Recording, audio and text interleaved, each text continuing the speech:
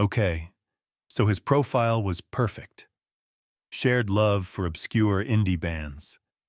We even had this nerdy debate about the B-sides of this one band that only hardcore fans would remember. Witty banter via text for days. All these clever inside joke type stuff that would make me laugh out loud. His photos looked great. Intelligent eyes with these little crinkles at the corners when he smiled, you know? Seemed really kind. We decided to meet at this newer coffee shop downtown, the Daily Grind, late afternoon. I picked it because it's always busy and has free Wi-Fi.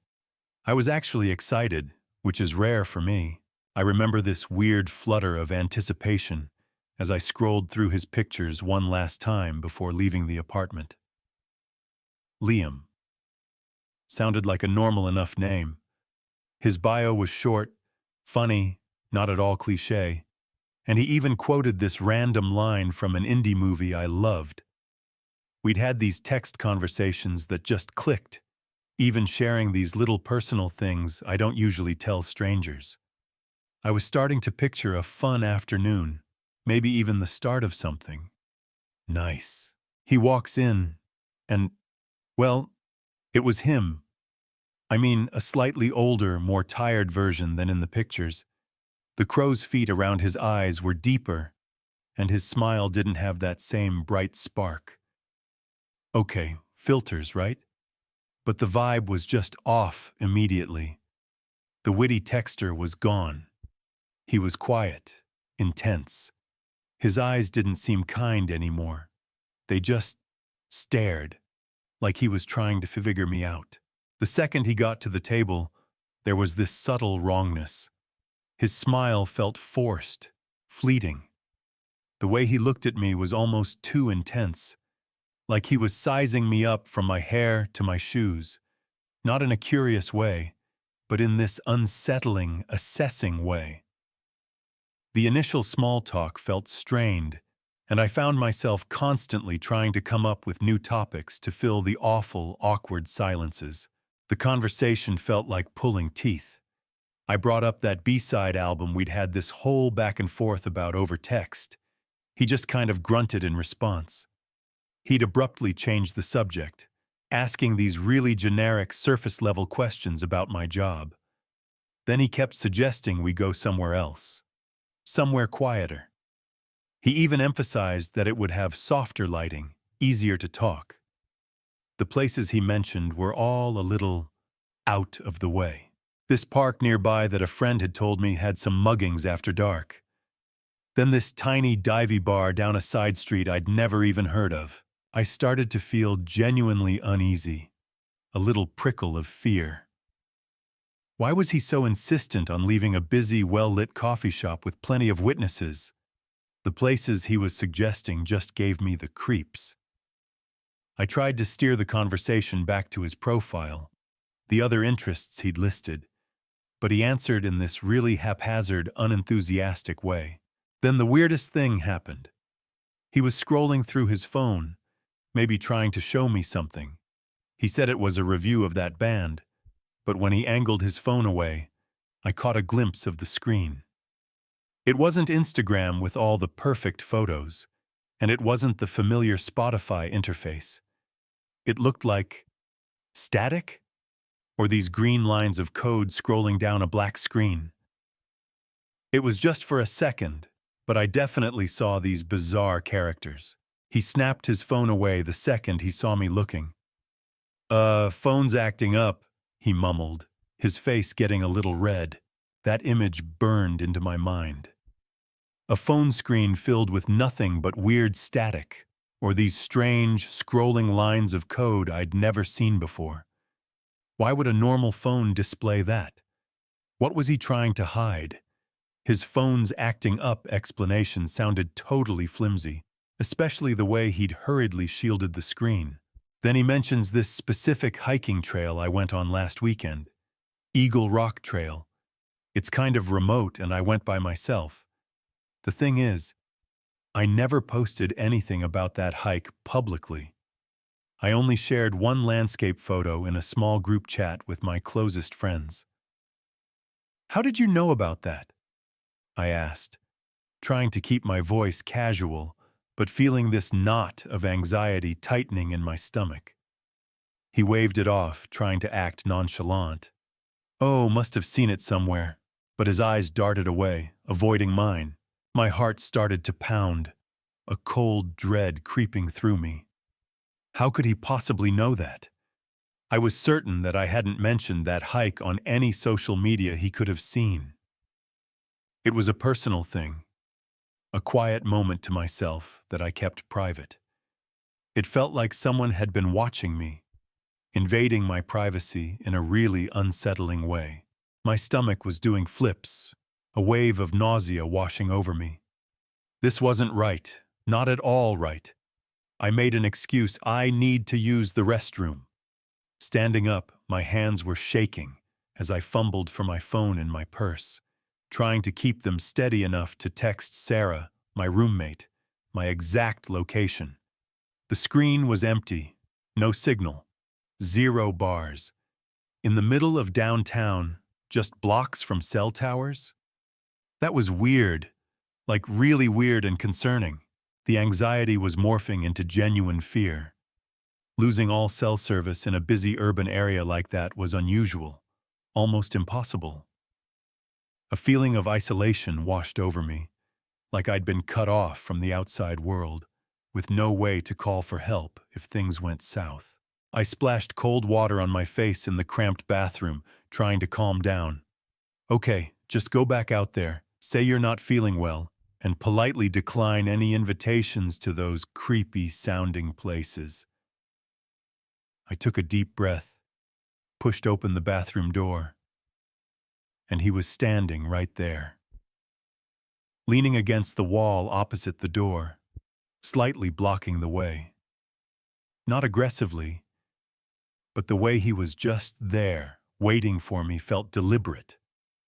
Felt that intense, staring gaze was back, no longer just assessing, but now with this cold, almost predatory look, a tight, unnatural smile on his face. "Everything okay?"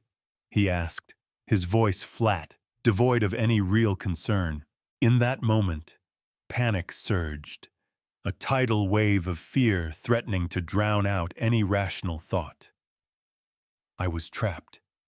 He'd been waiting for me outside the bathroom, blocking the exit. Why? The way he was standing, his cold eyes and that sick smile sent a clear signal.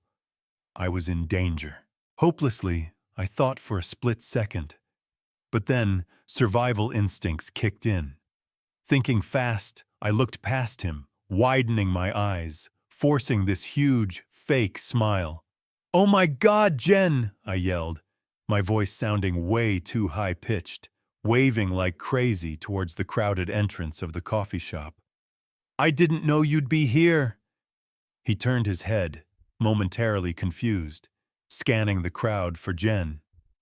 That was my chance. I ducked past him, practically crawling out of the bathroom, and then bolted towards the busy entrance, weaving through a group of people ordering, and shoved open the main door, bursting out onto the crowded street, and didn't stop running for 2 blocks, my lungs burning.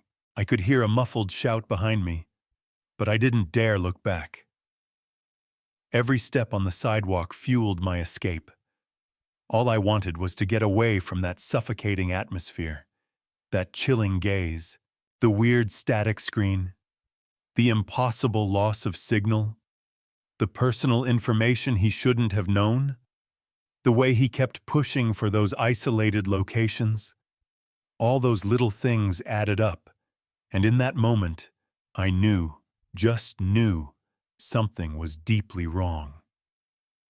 I blocked him instantly on everything. I even changed my number a few weeks later. I never found out what his deal was, but trust me, sometimes the creepiest signals aren't the loud ones. They're those subtle, unsettling details that make your gut scream that something is off. And that off feeling almost put me in serious danger. This date felt straight out of a movie. I met him through a friend.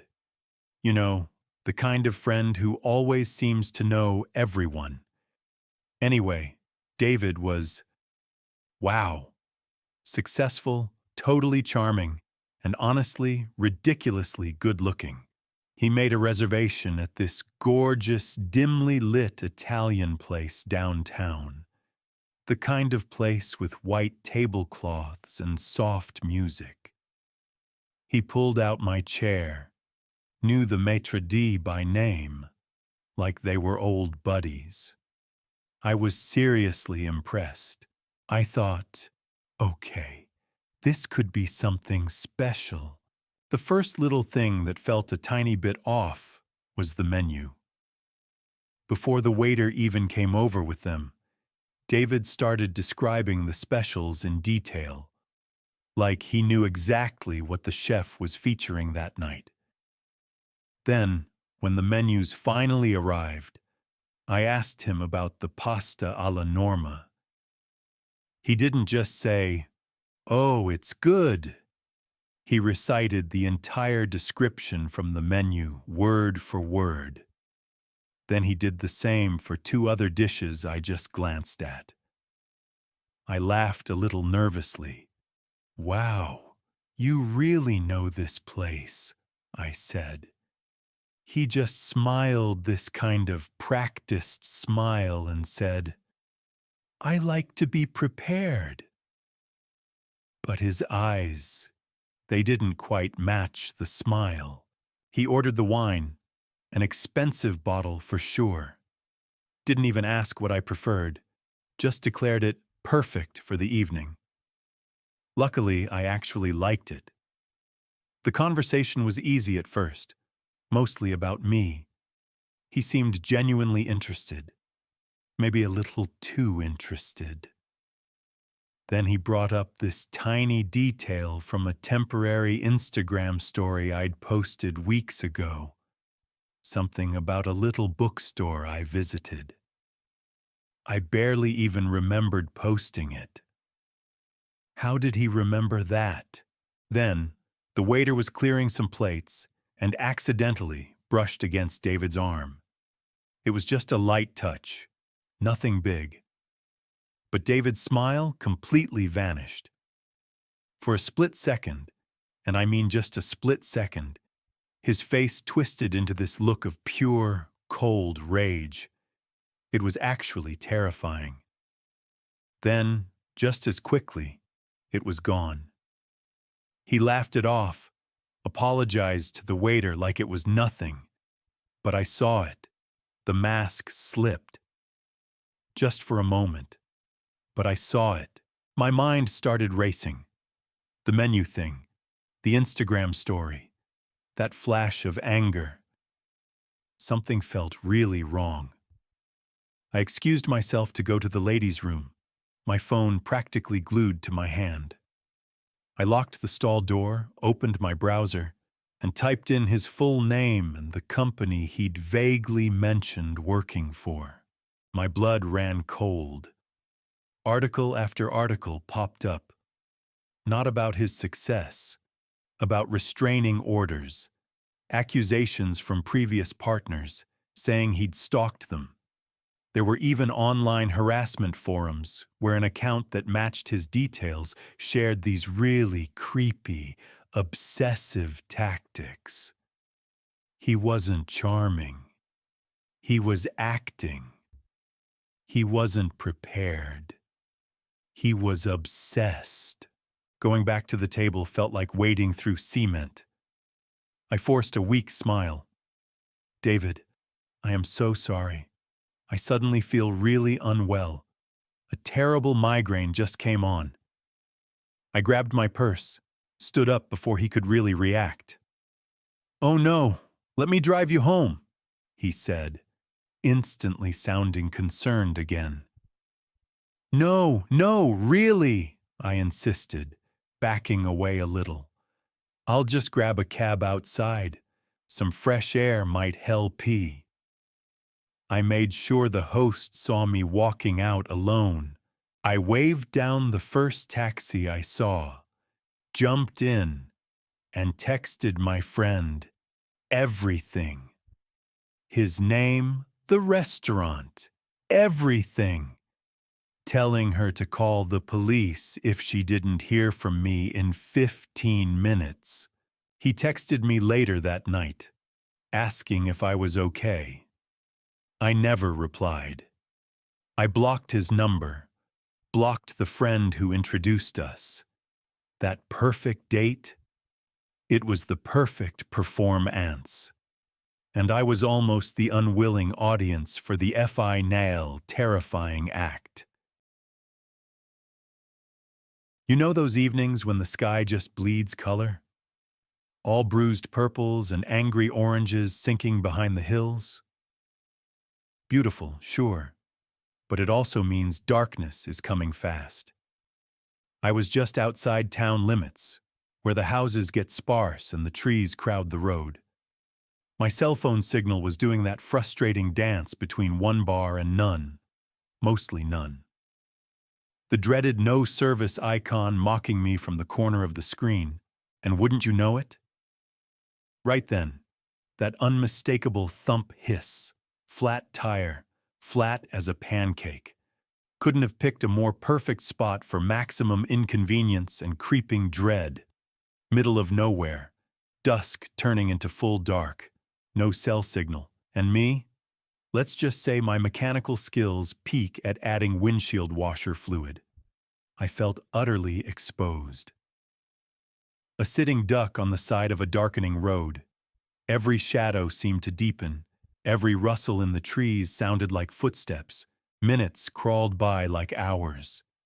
Each pair of headlights approaching in the distance brought a surge of hope, quickly fizzling out as the car sped past, oblivious. Just as that little tickle of real panic started to tighten in my chest, headlights appeared in my rearview mirror again. Slowing down this time. A pickup truck. Older model, maybe a bit beat up, the kind you see everywhere in rural areas. It pulled up slowly behind me, its engine idling with a low rumble. A guy hopped out. Looked to be in his mid to late 30s, maybe early 40s. Dressed in work clothes, faded blue jeans, scuffed boots, a worn flannel shirt over a thermal. He had that weathered look, tanned skin, lines around his eyes. Looked like a local guy.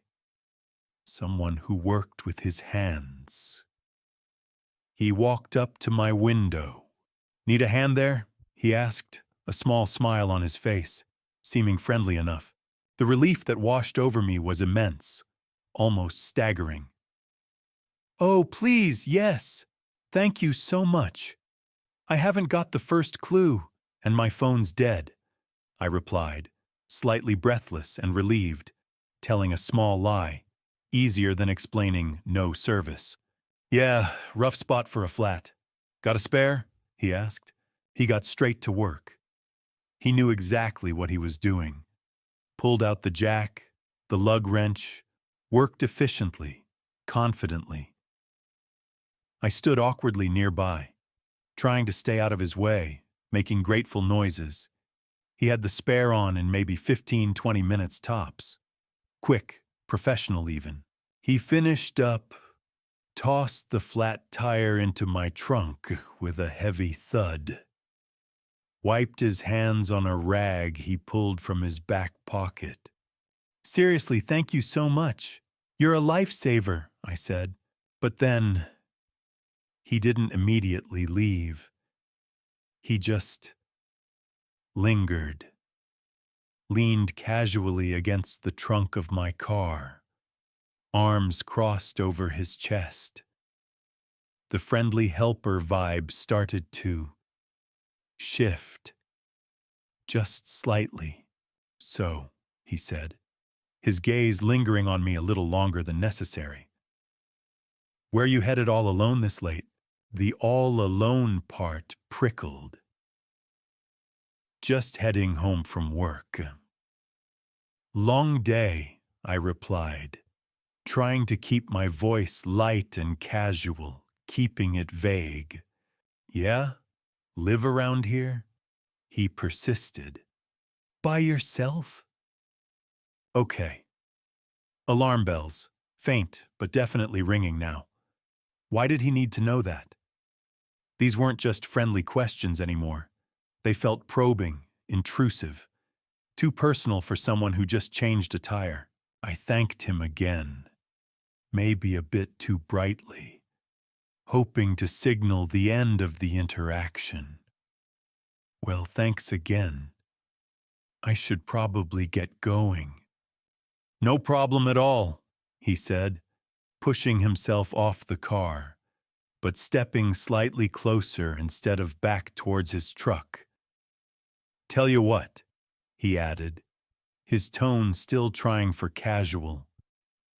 It's pretty dark out. I can follow you for a ways. Make sure you get home okay. My voice tightened slightly. Oh no, really? That's incredibly nice of you. But I'll be perfectly fine. Thank you, though. I insisted, maybe a little too quickly, a little too high-pitched. Nah. He pushed back, shaking his head slightly, that smile not quite reaching his eyes now. It's no trouble. Roads are empty out here. Better safe than sorry, right? It didn't feel like kindness anymore. It felt like insistence, like he wasn't really giving me a choice. My heart started beating faster. I felt deeply uncomfortable. He leaned in a bit then, gesturing vaguely towards something inside my car. Maybe the map I had sitting on the passenger seat. I don't know. I wasn't really looking. But as he leaned closer to the driver's side window, I heard it. Distinctly. The soft but sharp click of my automatic door locks engaging. My car does that sometimes when you shift weight or lean on the door panel just right. He heard it too. He noticed. He glanced down at the lock pin near the window. A small, low chuckle rumbled in his chest. It wasn't a friendly sound. It was unsettling. Smart girl, he murmured, his eyes flicking back up to meet mine. Keepin' 'em locked. A cold shiver traced its way down my spine. Ice water in my veins. Why say that? Why point it out? It felt like a comment on my vulnerability, like he was acknowledging my fear, almost enjoying it. Predatory. That was the word that flashed in my mind. That was it. Politeness was out the window. I mumbled another hasty, "Thanks, gotta go," and practically dove into my driver's seat, slamming the door shut. My hand shot straight to the manual lock button, pressing it down hard, just to be absolutely sure. My hands were shaking as I fumbled the keys into the ignition. I didn't look directly at him, just risked a glance in the rearview mirror as I put the car in drive. He was just standing there, next to the shoulder, watching me. No wave, no smile now, just watching. I gave a quick, jerky wave that was probably more for my own benefit than his, and pulled out onto the road. Maybe a little faster than I should have. My eyes were glued to the rearview mirror. He stood there for another second, a dark silhouette against his truck's headlights, then slowly turned and walked back to his pickup. I didn't drive home. No way. My heart was hammering against my ribs like a trapped bird. Adrenaline surged through me. Every flicker of headlights behind me sent a fresh wave of panic. I drove straight back towards town, heading for the brightest, most populated place I could think of. The 24-hour gas station and convenience store at the main intersection. Its fluorescent lights felt like a sanctuary. I pulled up right near the entrance, under the brightly lit canopy, hands still trembling. I locked the doors again, even though I was out of the car. I fumbled for my phone, service bars blessedly reappearing, and called my brother. My voice was shaky, thin, as I told him what happened, the words tumbling out in a rush. He calmed me down, told me to wait there, said he'd meet me if I wanted. It was much, much later when I finally got home. After talking to my brother, after grabbing a coffee I didn't really want, after just sitting in that bright, noisy gas station, letting my heart rate return to normal, as I pulled into my own driveway, I remembered the flat tire in the trunk. Just before going inside, I popped the trunk. The small dome light flickered on, illuminating the dusty spare tire well. And there it was, tucked right beside the flat tire, almost hidden but also deliberately placed. A small wrench, a socket wrench, maybe 6 inches long. Definitely not mine. I don't own tools like that. Did he just forget it? Leave it accidentally in his haste? Or was it something else? An excuse? A reason to come back? Oh hey, I think I left my wrench. A way to find out exactly where I lived? A way to get me to open my door later? Or worse, the thought sent another chill through me. What if leaving it wasn't the point? What if he'd had it out for some other reason? Maybe he was just being a nice guy. A little awkward, maybe a little too pushy with the offer to follow, but ultimately harmless. Maybe I read too much into a few clumsy comments, into a misplaced tool. Maybe I overreacted completely, but that feeling, that cold, creeping feeling when helpfulness curdled into something smothering, something wrong, I won't forget it. That feeling when your instincts scream danger even when everything looks normal on the surface. Sometimes, the kindness of strangers isn't kind at all. Sometimes, it's the little things, the lingering gaze, the comment about the locks, the tool left behind, that whisper the real story. And sometimes, listening to those whispers is the only thing that keeps you safe.